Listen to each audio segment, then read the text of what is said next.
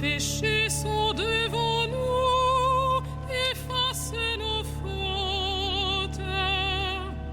Rends-nous la joie d'être sauvés, fais miséricorde. Seigneur, ouvre nos lèvres, que nous chantions ta louange. Donne-nous ta grâce. Guéris nos cœurs, Seigneur Jésus, par ton évangile. Lave nos fautes et souviens-toi. Nous sommes ton peuple. Tu prends sur toi notre péché pour nous justifier.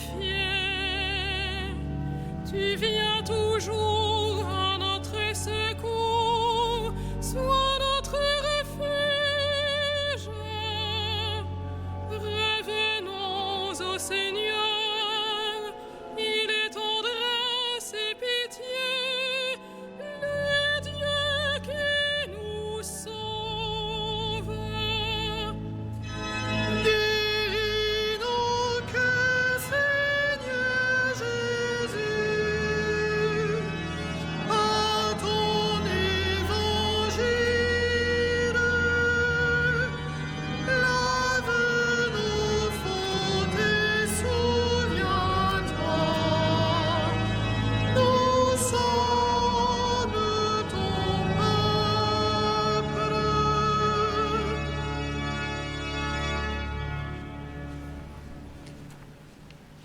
Au nom du Père et du Fils et du Saint-Esprit, la paix soit avec vous. Avec votre esprit. Nous voici en ce jour entrant avec toute l'Église dans le temps du carême. Le temps du carême, c'est une grande retraite de l'ensemble de l'Église universelle au cœur de notre vie quotidienne, une grande retraite qui nous conduit, avec les catéchumènes, à les accompagner dans le chemin de leur enfantement à la nouvelle naissance, renaître de l'eau et de l'Esprit Saint, être baptisé, confirmé et eucharistié. C'est cette longue retraite où l'ensemble du peuple de Dieu renouvelle et se laisse renouveler dans la grâce de leur baptême, de leur confirmation et dans leur fidélité et dans leur amour du Christ. Cette longue retraite au cœur de la ville pour les Parisiens, au cœur de notre vie pour nous tous, c'est ce moment où nous retrouvons le chemin de celui qui est la source de la vie, le Christ, où nous retrouvons le chemin de sa miséricorde, ce courage de la miséricorde, où nous retrouvons la source qui nous fait vivre et le chemin de la joie. Dieu n'est pas indifférent à l'autre. Dieu n'est pas indifférent à nous-mêmes. Dieu se laisse toucher par nos misères et nos souffrances et il nous appelle à la conversion, car la plus grande misère de l'homme est le péché de l'homme. Dieu n'est pas indifférent et il se laisse toucher par la misère des autres et nous apprend à avoir un cœur ouvert pour aimer. En silence, rendons grâce pour ce chemin sur lequel il nous entraîne aujourd'hui et demandons au Seigneur que nous nous laissions toucher par sa miséricorde, que nous ne soyons pas indifférents à notre Dieu et Père qui nous aime de toute sa miséricorde et de toute sa force.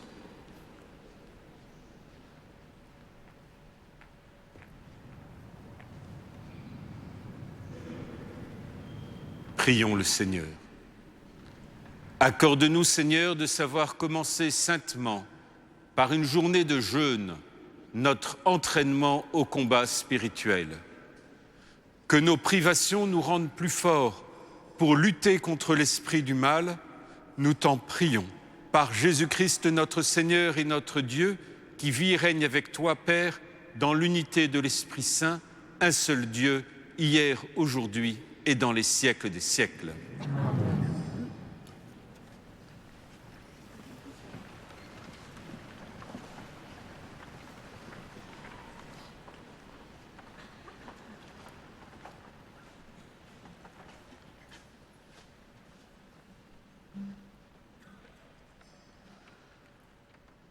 Lecture du livre du prophète Joël.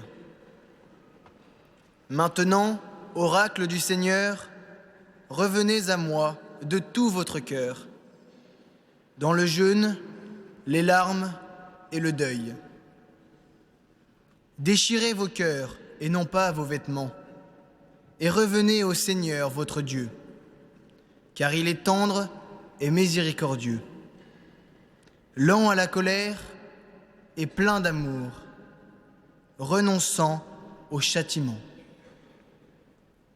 Qui sait, il pourrait revenir, il pourrait renoncer au châtiment et laisser derrière lui sa bénédiction. Alors, vous pourrez présenter offrandes et libations au Seigneur votre Dieu. Sonnez du cor dans Sion, prescrivez un jeûne sacré, annoncez une fête solennelle, réunissez le peuple, tenez une assemblée sainte, rassemblez les anciens, réunissez petits-enfants et nourrissons, que le jeune époux sorte de sa maison, que la jeune mariée quitte sa chambre. Entre le portail et l'autel, les prêtres, serviteurs du Seigneur, iront pleurer et diront : Pitié, Seigneur, pour ton peuple. N'expose pas ceux qui t'appartiennent à l'insulte et aux moqueries des païens. Faudra-t-il qu'on dise : Où donc est leur Dieu ? Et le Seigneur s'est ému en faveur de son pays. Il a eu pitié de son peuple. Parole du Seigneur.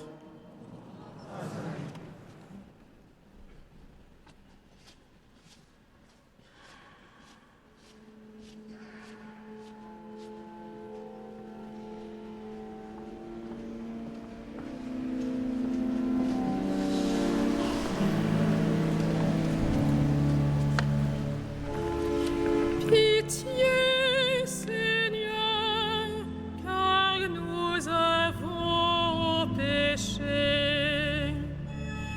Pitié, Seigneur, car nous avons péché. Pitié pour moi, mon Dieu, dans ton amour. Selon ta grande miséricorde, efface mon péché. Lave-moi tout entier de ma faute. Purifie-moi de mon offense. Pitié, Seigneur, car nous avons péché. Oui, je connais mon péché. Ma faute est toujours devant moi. Contre toi et toi seul j'ai péché. Ce qui est mal à tes yeux, je l'ai fait.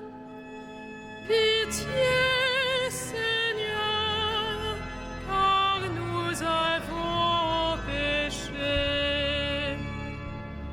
Crée en moi un cœur pur, ô mon Dieu. Renouvelle et raffermis au fond de moi mon esprit. Ne me chasse pas loin de ta face. Ne me reprends pas ton Esprit Saint. Pitié, Seigneur, car nous avons péché. Rends-moi la joie d'être sauvé. Que l'Esprit généreux me soutienne. Seigneur, ouvre mes lèvres, et ma bouche annoncera ta louange. Pitié, Seigneur, car nous avons péché.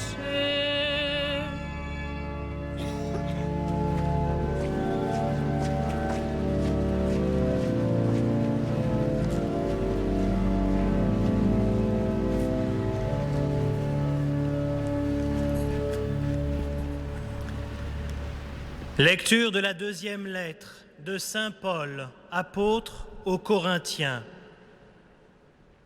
Frères, nous sommes les ambassadeurs du Christ, et par nous, c'est Dieu lui-même qui lance un appel. Nous le demandons au nom du Christ, laissez-vous réconcilier avec Dieu. Celui qui n'a pas connu le péché, Dieu l'a pour nous identifié au péché, afin qu'en lui nous devenions justes dans la justice même de Dieu. En tant que coopérateurs de Dieu, nous vous exhortons encore à ne pas laisser sans effet la grâce reçue de lui.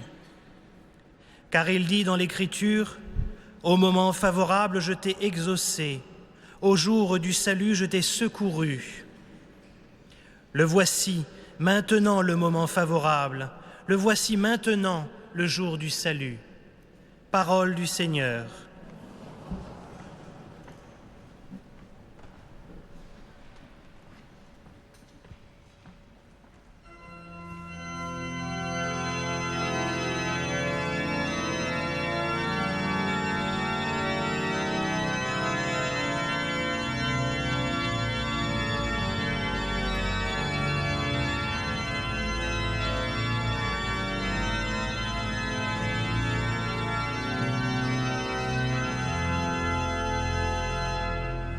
Ta parole, Seigneur, est vérité, et ta loi délivrance. Ta parole, Seigneur, est vérité, et ta loi délivrance. Aujourd'hui, ne fermez pas votre cœur, mais écoutez la voix du Seigneur. Ta parole, Seigneur, est vérité, et ta loi délivrance.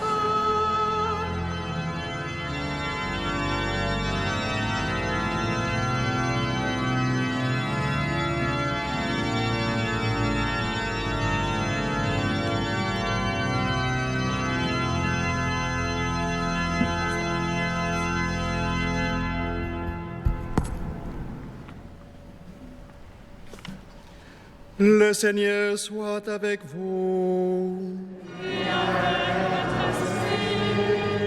Évangile de Jésus-Christ selon saint Matthieu.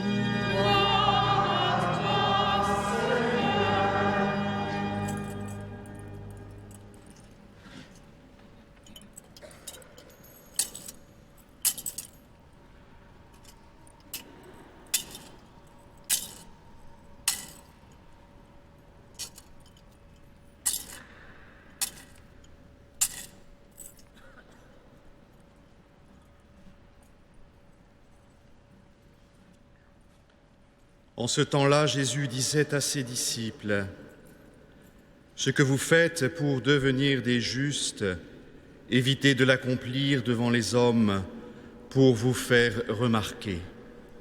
Sinon, il n'y a pas de récompense pour vous auprès de votre Père qui est aux cieux.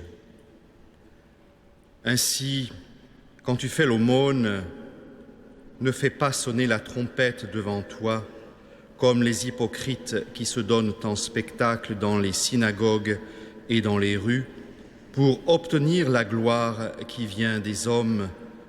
Amen, je vous le déclare, ceux-là ont reçu leur récompense. Mais toi, quand tu fais l'aumône, que ta main gauche ignore ce que fait ta main droite, afin que ton aumône reste dans le secret. Ton Père, qui voit dans le secret te le rendra. Et quand vous priez, ne soyez pas comme les hypocrites. Ils aiment à se tenir debout dans les synagogues et au carrefour pour bien se montrer aux hommes quand ils prient. Amen, je vous le déclare, ceux-là ont reçu leur récompense. Mais toi, quand tu pries, retire-toi dans ta pièce la plus retirée, ferme la porte et prie ton Père qui est dans le secret. Ton Père qui voit dans le secret te le rendra. Et quand vous jeûnez, ne prenez pas un air abattu comme les hypocrites. Ils prennent une mine défaite pour bien montrer aux hommes qu'ils jeûnent. Amen, je vous le déclare, ceux-là ont reçu leur récompense. Mais toi, quand tu jeûnes, parfume-toi la tête et lave-toi le visage. Ainsi, ton jeûne ne sera pas connu des hommes, mais seulement de ton Père qui est présent au plus secret. Ton Père qui voit au plus secret te le rendra.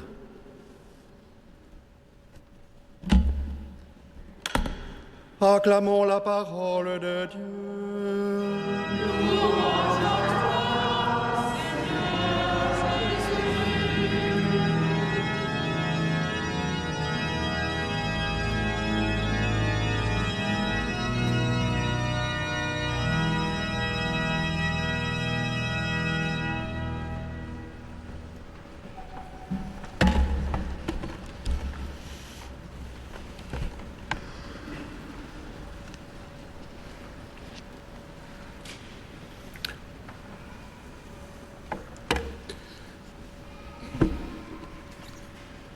Nous nous engageons donc dans ce chemin de carême, un chemin qui nous mène vers Pâques, vers la mort et la résurrection du Christ. Car pour nous, le carême, ce n'est pas un temps de privation pour les privations, ce n'est pas un temps d'ascèse pour l'ascèse, ce n'est pas un temps de discipline pour la discipline. Le temps du carême, c'est un temps qui nous mène à Pâques et donc c'est un temps qui est finalisé par ce moment où nous avons été plongés dans la mort du Christ pour ressusciter avec lui. C'est-à-dire ce jour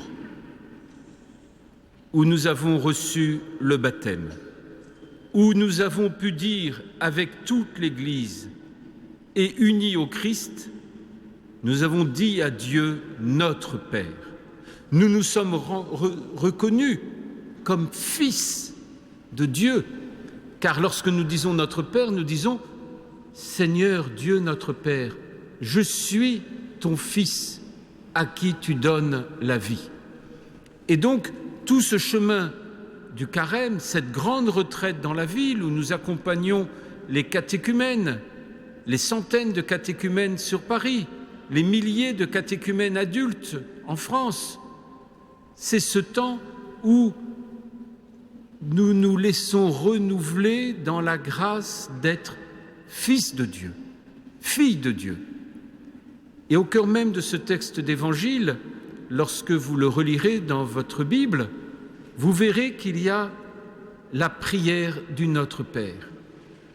Cette prière du Notre Père, ces premiers mots, simplement dire « Notre Père », reconnaître « Je suis ton Fils », c'est la clé même de compréhension de ce que nous allons vivre au cœur du carême, se reconnaître dans un chemin où nous sommes fils de Dieu et où nous nous laissons enfanter à notre condition d'enfant du Seigneur, où nous nous laissons transformer. Quelle est la condition du Fils ? Jésus nous y répond clairement dans l'Évangile. La condition du Fils, c'est la liberté. Le Fils est libre. Et donc, avancer sur ce chemin du carême vers Pâques, en se reconnaissant Fils de Dieu, c'est consentir à la liberté véritable. La liberté véritable qui est de renoncer à ce qui nous rend esclaves, c'est-à-dire conquérir la liberté qui n'existe que dans l'amour véritable qui se donne pour les autres. Conquérir sa liberté qui est justement de renoncer à l'indifférence à l'autre, renoncer à la mondialisation ou à la globalisation de l'indifférence, au chacun pour soi, renoncer à être chacun à construire son précaré et à l'exiger des autres, indépendamment de ce que vivent nos frères et sœurs. Renoncer à cet individualisme ou à cette indifférence parce que Dieu n'est pas indifférent à nos tristesses.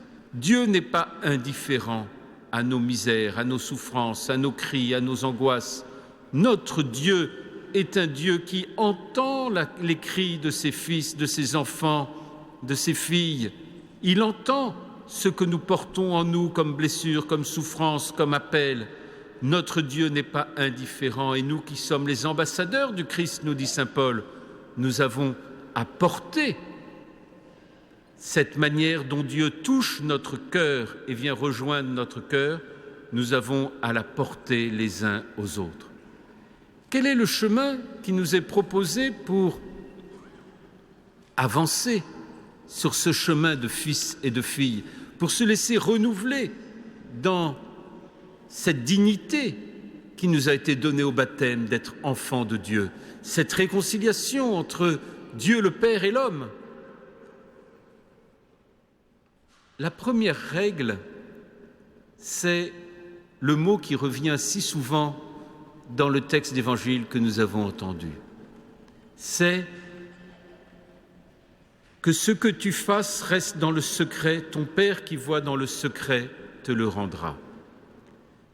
C'est que ta main gauche ignore ce que fait ta main droite. C'est-à-dire que la main impure ignore ce que fait la main pure.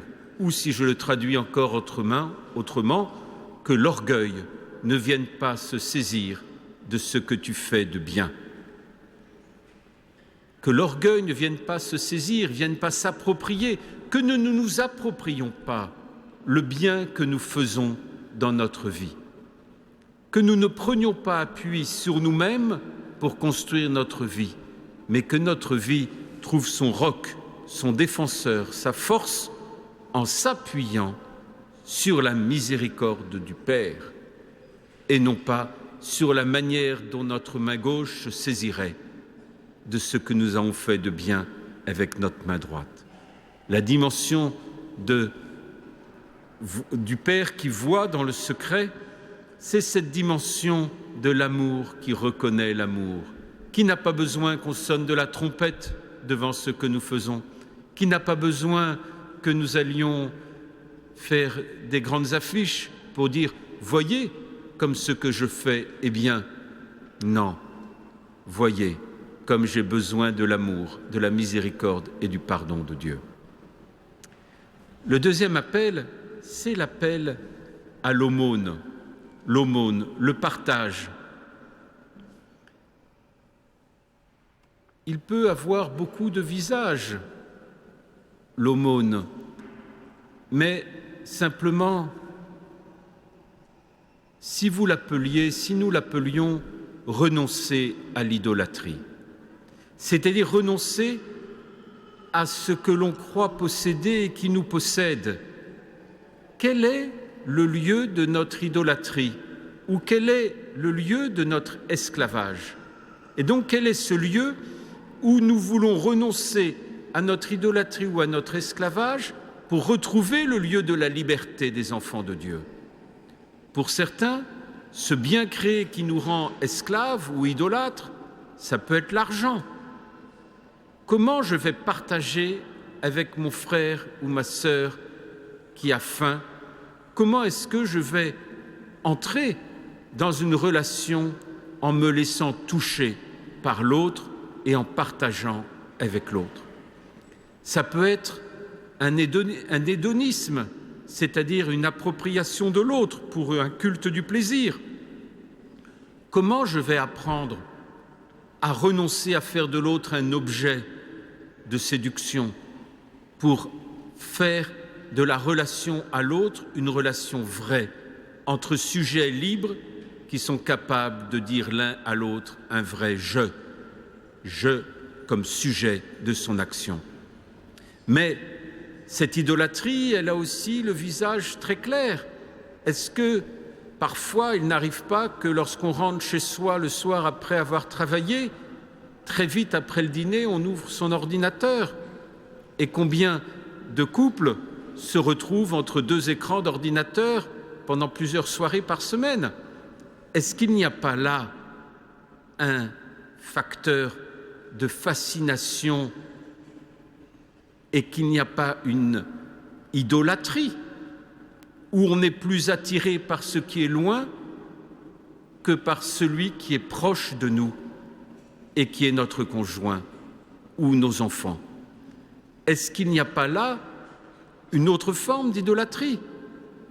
Mais pour ceux qui sont plus jeunes ou ceux qui sont des abonnés des réseaux sociaux, renoncer à passer plus d'un temps raisonnable sur un certain nombre de réseaux sociaux, parce que finalement, ça ne fait qu'agrémenter son propre narcissisme et pas construire une vraie relation d'amitié, ça peut être aussi une forme d'idolâtrie.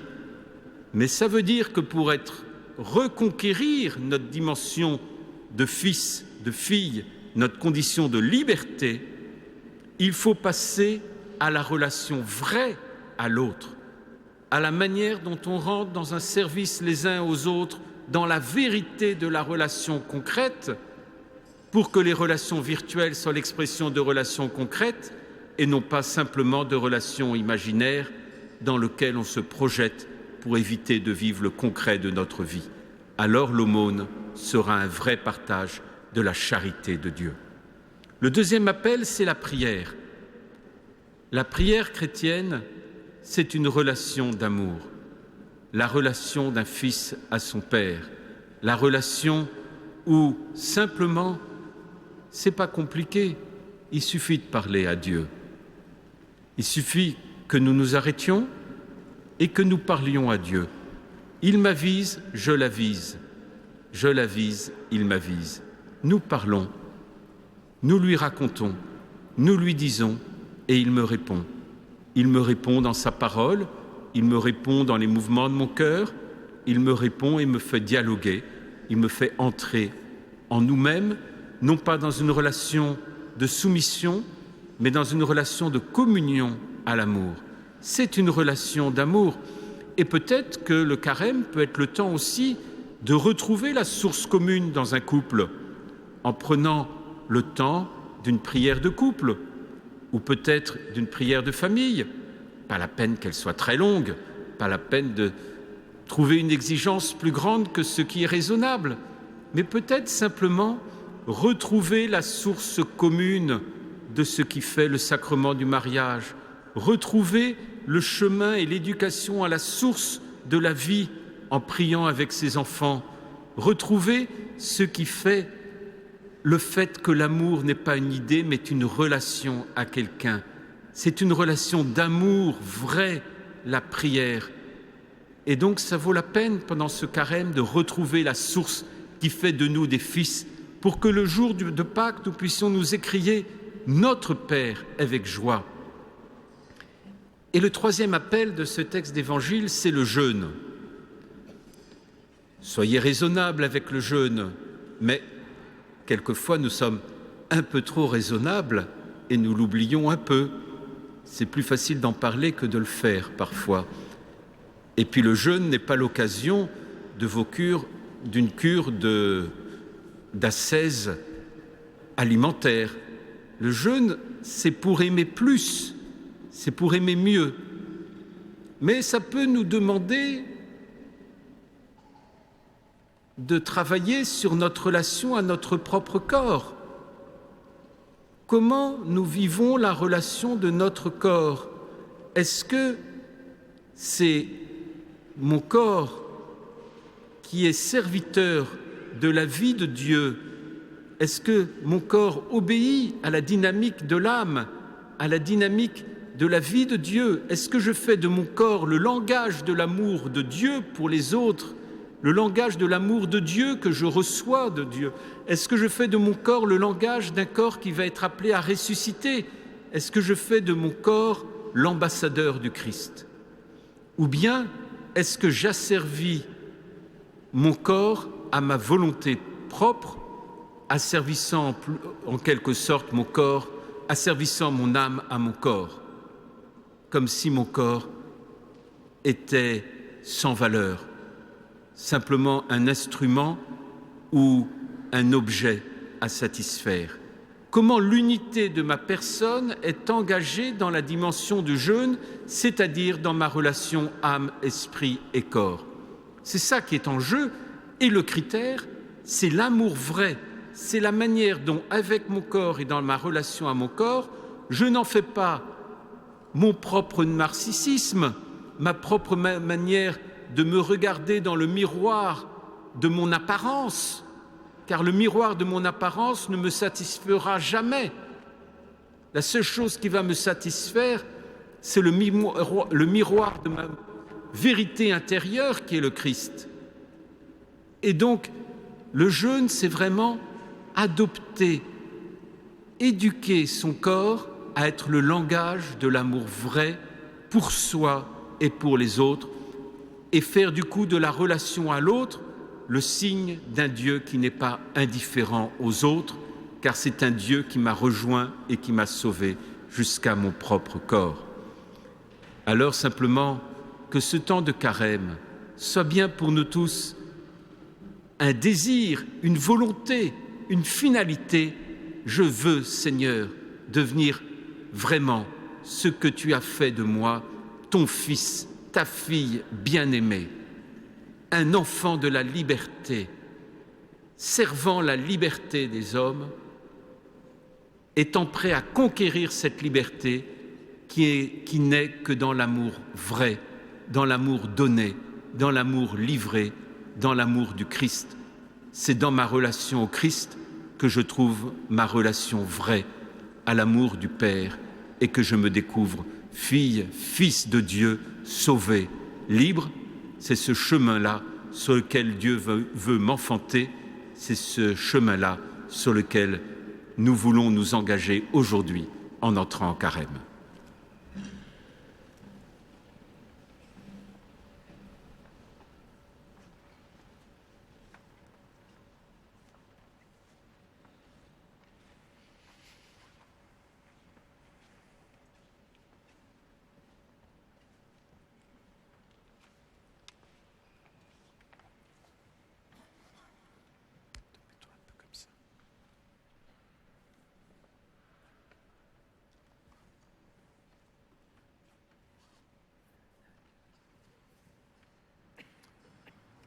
Demandons au Seigneur de bénir ces cendres dont nos fronts vont être marqués en signe de pénitence.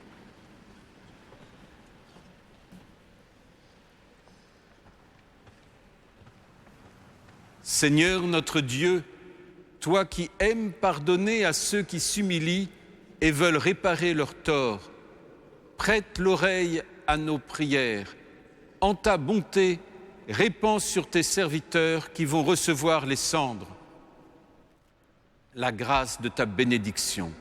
Par leur fidélité à ce temps de pénitence, qu'ils parviennent avec une âme purifiée à la célébration de la Pâque de ton Fils, lui qui vit et règne pour les siècles des siècles.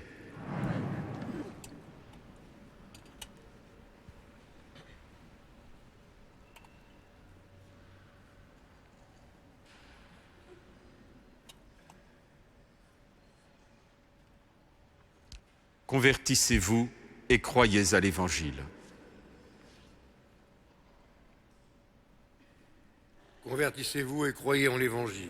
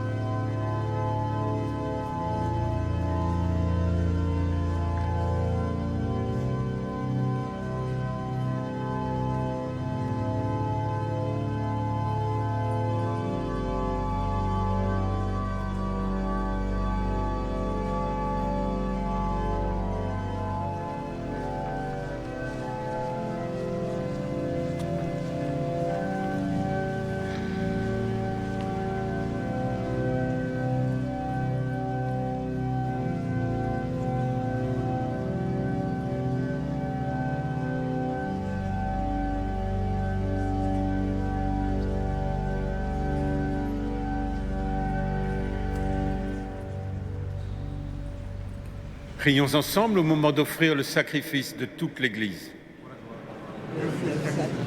En t'offrant au début du carême cette Eucharistie, nous te supplions, Seigneur, inspire-nous des actes de pénitence et de charité qui nous détournent de nous-mêmes, afin que, purifiés de nos fautes, nous puissions mieux nous unir à la passion de ton Fils, lui qui vit et règne pour les siècles des siècles.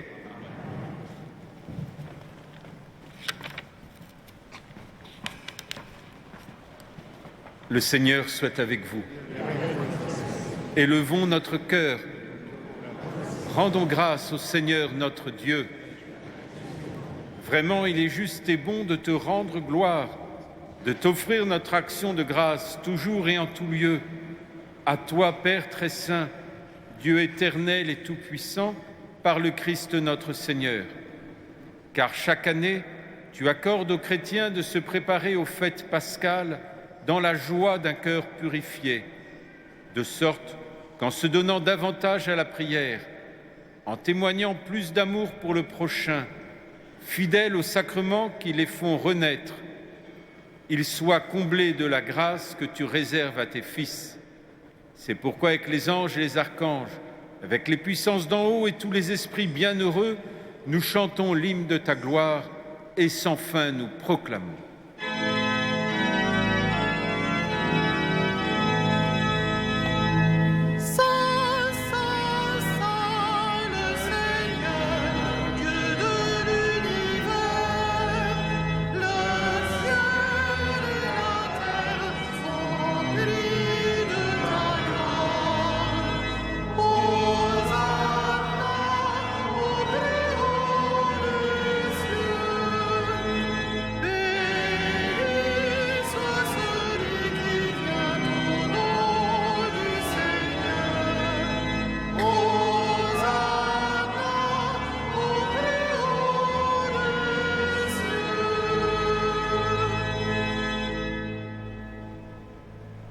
Tu es vraiment saint, Dieu de l'univers, et toute la création proclame ta louange, car c'est toi qui donnes la vie.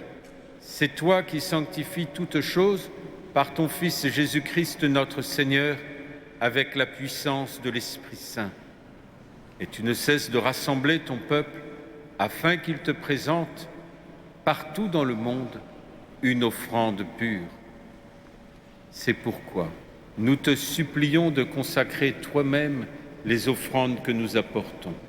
Sanctifie-les par ton esprit, pour qu'elles deviennent le corps et le sang de ton Fils, Jésus-Christ notre Seigneur, qui nous a dit de célébrer ce mystère. La nuit même où il fut livré, il prit le pain. En te rendant grâce, il le bénit, il le rompit et le donna à ses disciples en disant: Prenez et mangez-en tous, ceci est mon corps livré pour vous.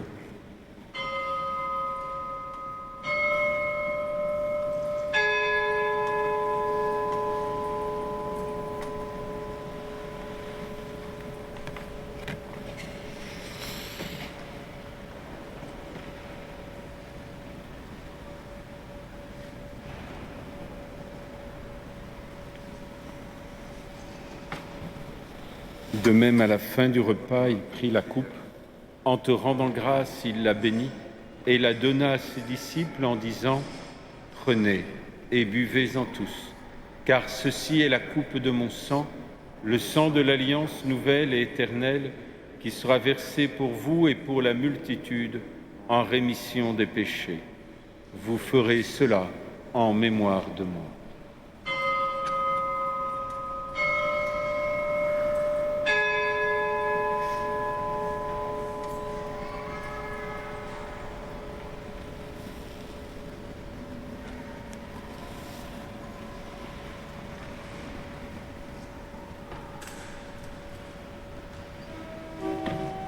Par lui, avec lui. Il est grand le mystère de la foi. Nous proclamons ta mort, Seigneur Jésus. Nous célébrons ta résurrection. Nous attendons ta venue dans la gloire. En faisant mémoire de ton Fils, de sa passion qui nous sauve, de sa glorieuse résurrection et de son ascension dans le ciel, alors que nous attendons son dernier avènement, nous présentons cette offrande vivante et sainte pour te rendre grâce. Regarde, Seigneur, le sacrifice de ton Église et daigne y reconnaître celui de ton Fils qui nous a rétablis dans ton alliance. Quand nous serons nourris de son corps et de son sang et remplis de l'Esprit Saint, accorde-nous d'être un seul corps et un seul esprit dans le Christ.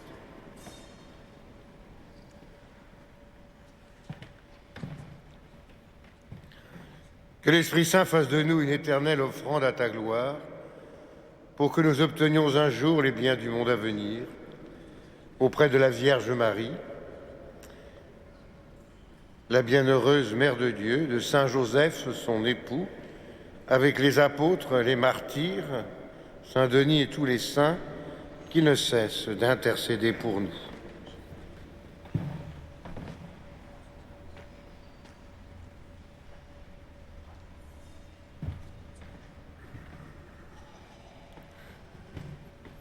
Et maintenant, nous te supplions, Seigneur, par le sacrifice qui nous réconcilie avec toi, étends au monde entier le salut et la paix.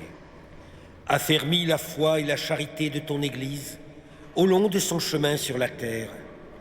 Veille sur ton serviteur, le pape François, notre archevêque André, ses auxiliaires, l'ensemble des évêques, les prêtres, les diacres et tout le peuple des rachetés.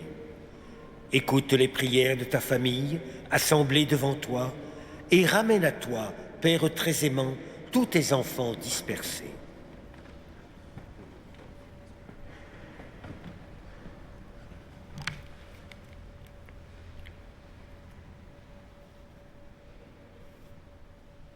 Pour nos frères défunts, en particulier pour Lucienne, pour les hommes qui ont quitté ce monde et dont tu connais la droiture, nous te prions.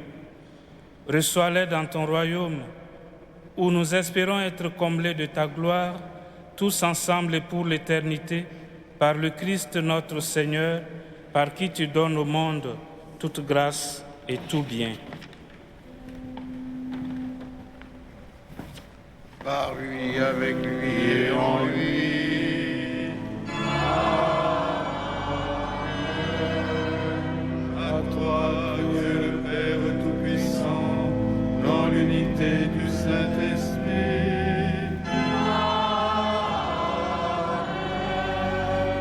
Honneur et toute gloire pour les siècles des siècles.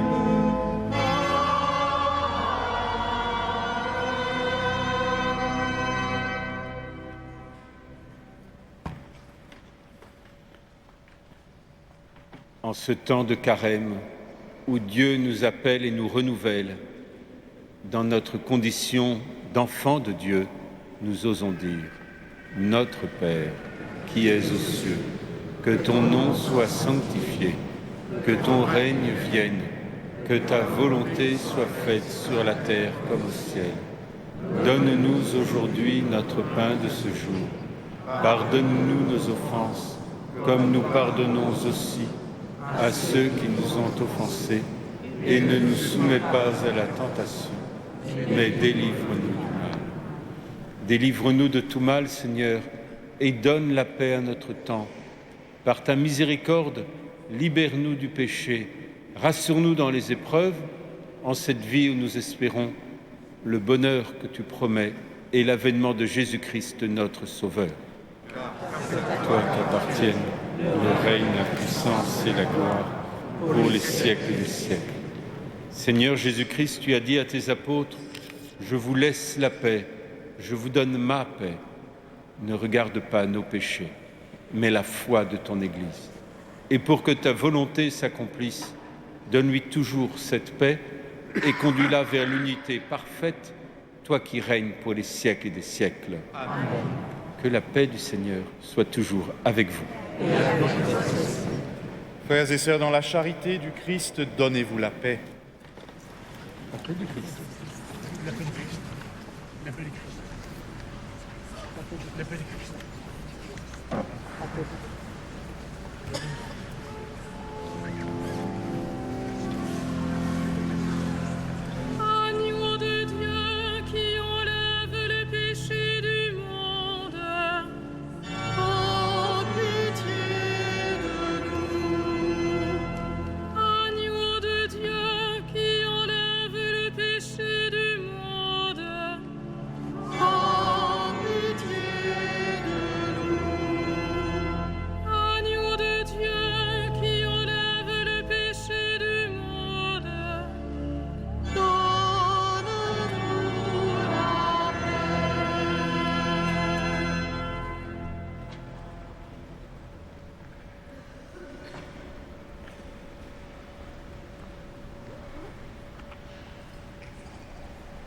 Heureux les invités au repas du Seigneur. Voici l'agneau de Dieu qui enlève le péché du monde. Seigneur, je ne suis pas digne de te recevoir, mais dis seulement une parole et je serai guéri. Que le corps et le sang de Christ nous gardent pour la vie éternelle.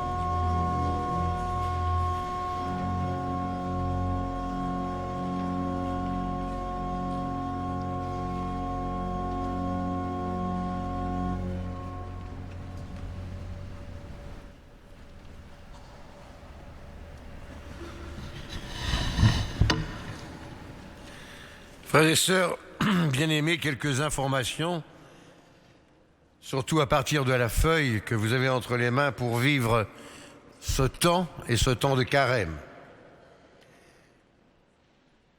Concrètement, en plus de tout ce qu'on vous a expliqué si bien pendant l'homélie, pour vivre ce temps de carême,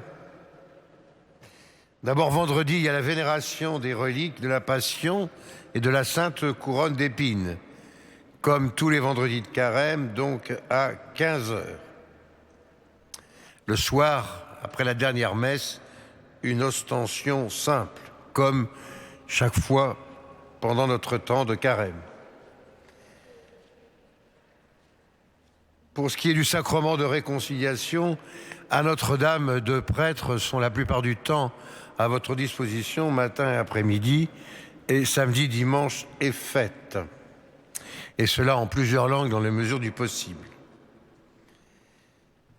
Samedi 21 février à 10h et à 15h, notre archevêque viendra donc procéder à l'appel décisif de plus de 400 catéchumènes pour notre diocèse. En conséquence, attention qu'il n'y aura pas de messe à 9h ni à midi, ni de vêpres à 17h45. Sur l'autre page, vous avez le programme des conférences de carême sur la vie consacrée. Ce sera chaque dimanche, je ne détaille pas, vous avez le détail, ainsi que le nom des intervenants ou intervenantes.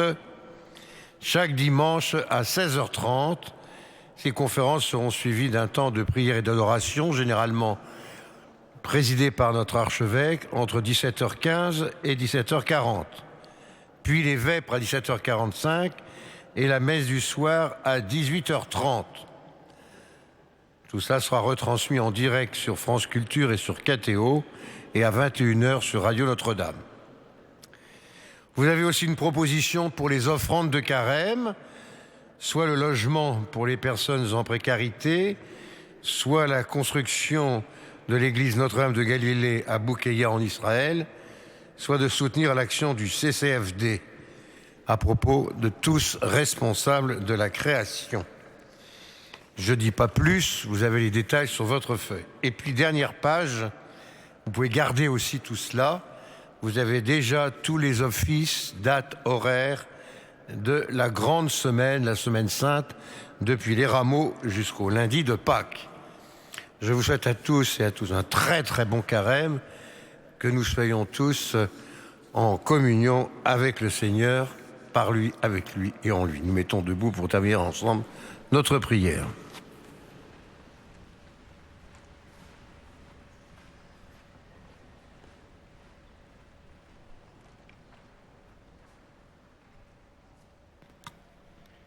Unissons nos prières. Que cette communion, Seigneur, nous ouvre à la justice et à la charité pour que nous observions le seul jeûne que tu aimes et qui mène à notre guérison, par Jésus-Christ, notre Seigneur. Amen.